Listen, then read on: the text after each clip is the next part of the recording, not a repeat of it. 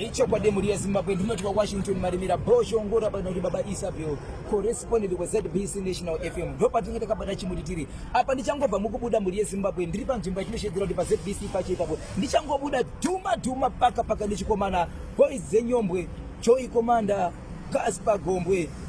muri Zimbabwe indataura zita rangu ndingaita sekunonzizo ndiri kumhanya ndikaguma ndasipedze ndataura mutupo ndichida zita vakoma vakasimbe Fara mukoma full. andidika Zita ndinoita Joy Commander muri Zimbabwe. Ndasangana pano nemukuru anonzi Bosho Ngora ari kuremera Zimbabwe yese border to border. Ndiri kunzwa kufara nekuti kutaura muri kuona ndiri kutotadza nekuti chahototo chandasangana nacho ichi chinorema. Asi zvakadaro Joy Commander ndo zita rokuimba. Gaspar Gombwe ndo rekuzvarwa naro. Ndatenda muri Zimbabwe nekuti chambira kwamuchaita. icho kwadi muri Zimbabwe rege ndichore mashoko ndichiti mukoma Joy Commander ka vanhu vanongonzwa kuti Joy Commander nekuti music ndiyo inobuda kuvanhu vanhu vachirikwesta tinovereiwo kasongo inonzi mukoma tinoverei songo ya Joy Commander ingondiroverai kana kuti boys zenyombwe munhu anenge achimboziva kuti bhendi iri zvariri chero yauya kwaari iripo imi munotiwa mukoma Gaspar Gombwe Joy Commander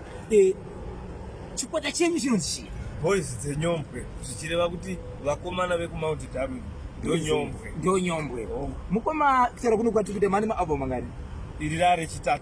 chitatu ndo rinonzi chiri munhu haana chakanaka mukoma ka pane kunetsa kuripo kune kasongo karipo chokwadi munhu haana chakanaka chikanzi umupe mari umutengere ndimupe hembe wandipa yausisane ndimupe mari kwanzi ishoma nayama izvinonetsa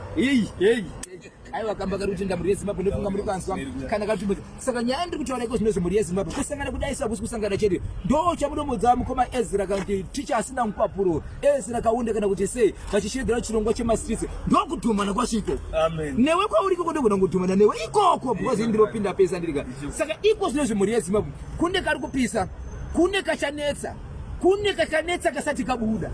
kandiri kubudisa kananze Gaspar Gombwe featuring Bosho Ngora baba Isabel rikiti vu